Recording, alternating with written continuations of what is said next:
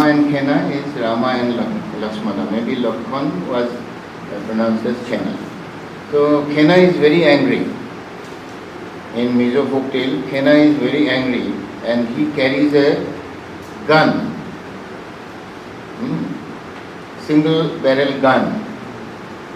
So single barrel guns came only after the British. So that story might have entered Mizoram after that. So he carries a single barrel gun and whenever he is angry, he fires the gun in the air. So that is the Mizo Ramayana. We cannot ignore that because folklore is very much a property of the people, and people is not past, people is present. It is people in transition, people undergoing changes and reaching this present stage. So we have these kind of versions also. In Southeast Asia we have some form. You see, most of the Southeast Asian countries, they have been converted to Mohammedanism. Their official religion of the country is Muslim, but they have the tradition of the Ramayana and the Mahabharata there. They have their performing art forms which are based on the Ramayana and the Mahabharata. In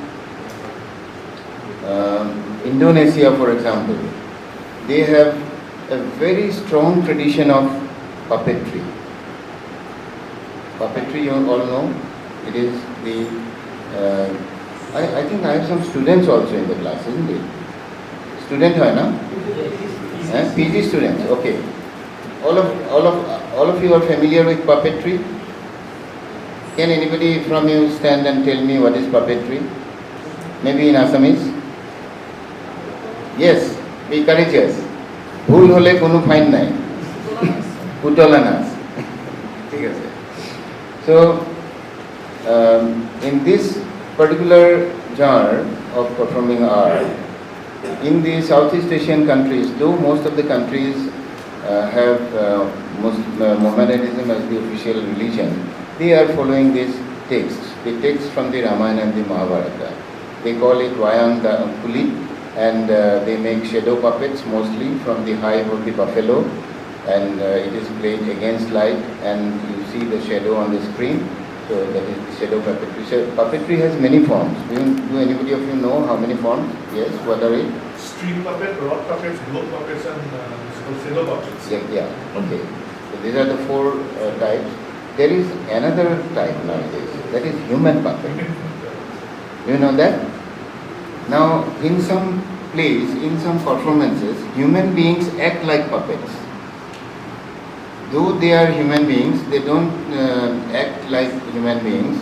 They enact plays, assuming that they are puppets, and they move like the puppets. Their movements are like puppets, so they are called human puppets. So we have 5 forms nowadays. I don't know how many forms will be there. So in everything. Now actually folklore is something which is a mixed discipline, where you have the text, the context, the performance, everything. So puppetry is also a subject which is studied under folklore. Not only puppetry, folk drama. We have very rich drama formats in particularly our state, which are called folk drama. Can anybody of you name one form, folk drama? Kamrupiya Dhulia. Anybody else?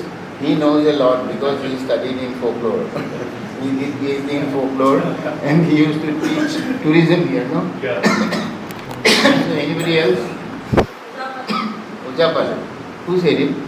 Oh, yeah, thank you. You are right, Ujapale. Anybody? Any other form?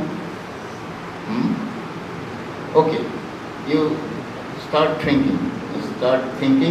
What might be the forms, folk performing art, forms of folk drama that we have. So,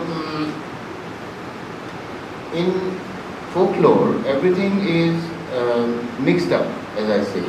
It is the text, it is the context, it is the enactment, and it is the handing down at the same time. handing down of the tradition, the handing down of the jar. So everything is done without writing. Nowadays everything is written, that's a different thing. We have written versions of even folk drama, folk poetry, epics, legends, myths, tales, everything. But at one time it was only oral and oral. So in literature we study all these things. We study the Ramayana and the Mahabharata, we study Manasa Mongol Kavya, we study so many things. Novels, short stories and modern poetry. These three things are not studied in folklore directly. I say directly. Why directly and why indirectly? Because we have folk elements in all these things also.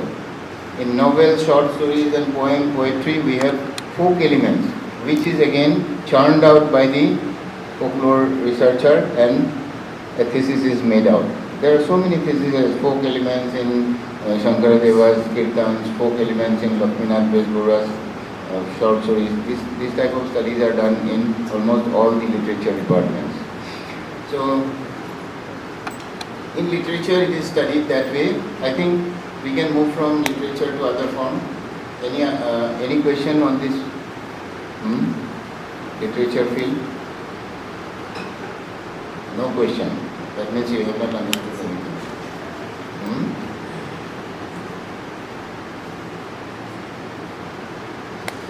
In language, how many of you are from linguistics background? One is there, I see. And language group of literature, how many? One. Anybody else? In Assamese, you don't have language group people?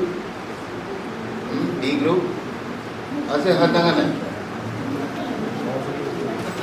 Okay. So,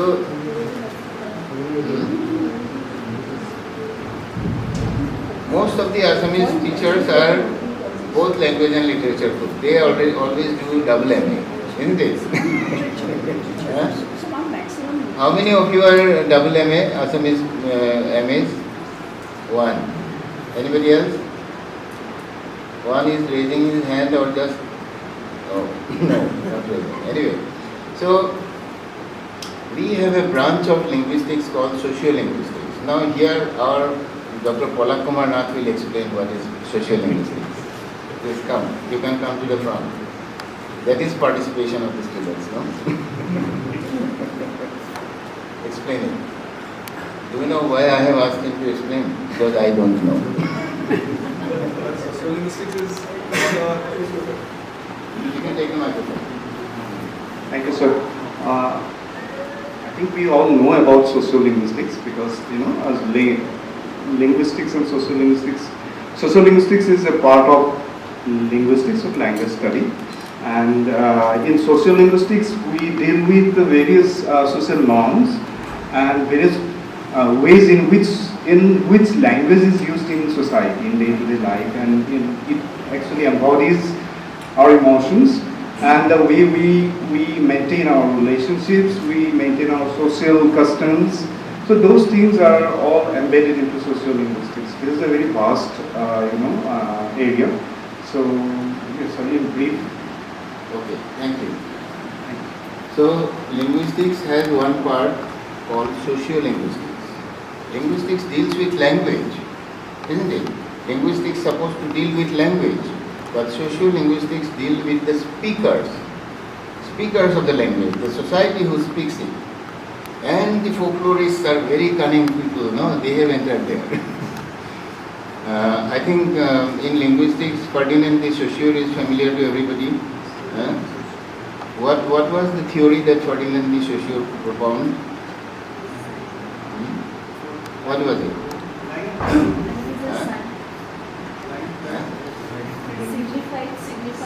Okay.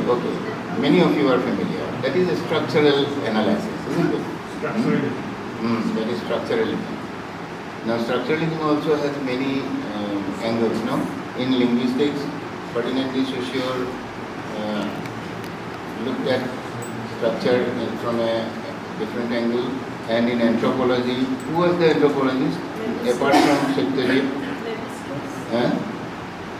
Levi-Strauss, yeah, Claude Levi-Strauss. So Claude Levi-Strauss looked at the things from a different angle. That was also structuralism, but that was slightly different from the structure of the social. Do you know one interesting thing about Claude Levi-Strauss? He was a very lazy person. He did not write a single line, a single word. Do you know that?